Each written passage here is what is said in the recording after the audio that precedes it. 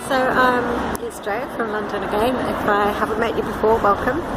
I just wanted to show you a little bit of some of the weekend culture of London. And one of those big things is street markets, and they come in all sizes doing different things. Some of the larger ones you might have heard of already, like Notting Hill, made famous by the film. Brick Lane is another really big market that runs on a Sunday. But there are lots of smaller ones too, and these are really good. They're dotted about sometimes on the weekdays, sometimes weekends, they change around.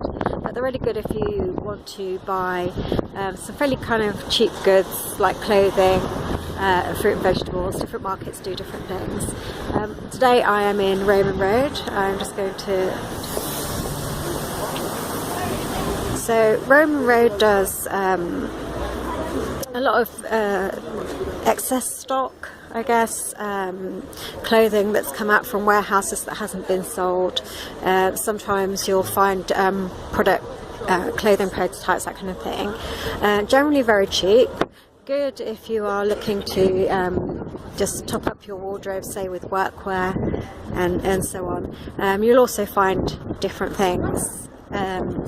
Sometimes makeup, sometimes bedding, but it's just a street full of these market stalls that pop up very quickly and are here from usually kind of early morning to about 3 in the afternoon when they start packing up. So one tip I would give you if you're coming down to the market is just bring a little bit of cash with you. Quite often you don't find there are many cash points around, and not all the stall holders will have facilities to take a card. But generally it's so very cheap, you don't need to carry a lot of money. You can pick any items up from anywhere between £1 and £20 or so, and quite often they are not designer labels but known labels, and that would just because it's end of stock or they're samples from manufacturers, and in that way you can sometimes pick up some quite nice pieces which not everybody will have. So happy shopping and see you again soon. Bye.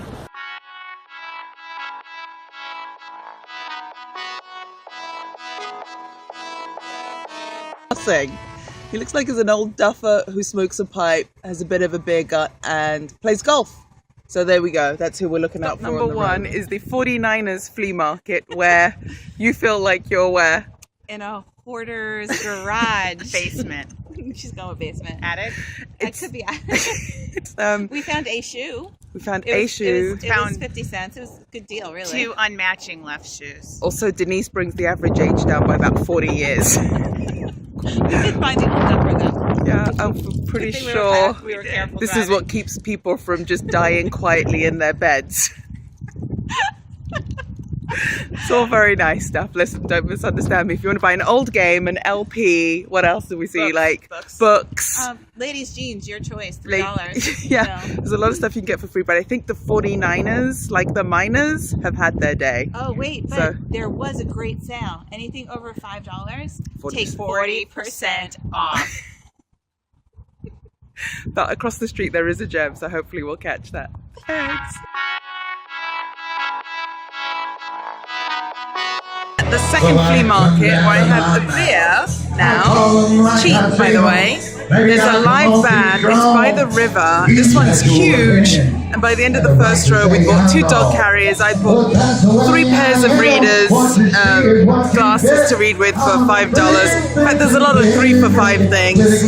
And now we're going to go hit the fruit and veg. So there's a bit of hillbilly action here. A lot of good people, a lot of people buying stuff. Everybody's looking for a deal. I see people carrying plants. I also just went to the restroom where there's an attendant. When was the last time you went to basically a tin hut that was a restroom at a flea market and there was an attendant? So, cheers. Happy shopping.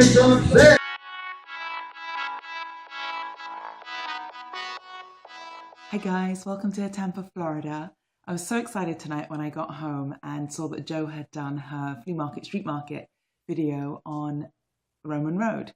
So she didn't even know this, but my dad at some point used to lease a store on Roman Road. Like, it was a regular store, it wasn't a pop-up store. So it was there all week and then busier on the weekend. So I would go with my mum and dad and help out. When I say help out, I mean this was in the time when leg warmers were the pop-up stores outside of his shop. So I wasn't paid help, I was just hanging out basically. So the girls who used to work there taught me how to look for shoplifters. They showed me where the best place to buy popcorn in the market was. And I used to basically be old enough to be allowed to go out onto the market for a little while, have a wander off. I'd always go buy popcorn and then have a wander around and see what else I like. And these were actually, I don't know if you can see them, earrings that my parents bought me during that time when we went to a local jewelry store right there and picked them out. So I'm really fond of that. The other thing I remember about those times is it's where I bought my first purse slash bag, whatever you want to call it. So it was about literally this big, like smaller than the size of my head. And I remember it really well. It was bright red and it had like it was like a really long strap, and it had like 3 pockets. And when I came back with it, I was so excited because it was my first purse. And mum and dad just laughed in that cruel, vicious way that parents do. Because what was I going to put in it? There were no cell phones back then. I had like £10 to my name, and no car keys, no house keys. I had none of that stuff. So mum, no makeup at that age either. So mum was like, "What are you going to put in it?" And I was like, "I don't know, like my money." And so that was my first ever purse. So a great place to go. Can't wait to go back and see it actually next time I visit London.